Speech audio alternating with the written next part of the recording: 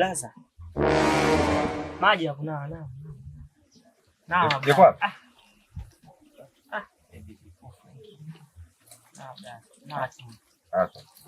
Na tu ni sasa.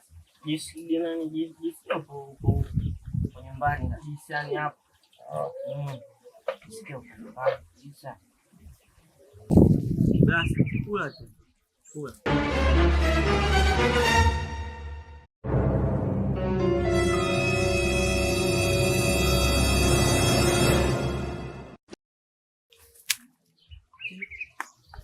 Wewe kipofu basi.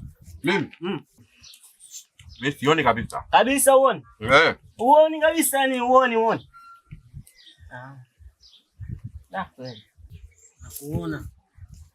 Kula sasa. Nakula. Hivi nani ulipelekwa hospitali?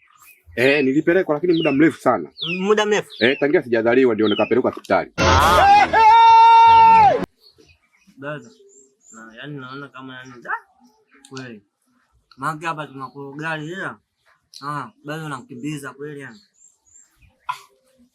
Mimi sioni kabisa. Wewe unalalamika? Amina. Mimi silalamiki basi. Kweli. Bado kwa? Hiyo huko basi. Mimi ngoja tangia sijazaliwa. Kabisa. Akapelekwa hospitali na baba.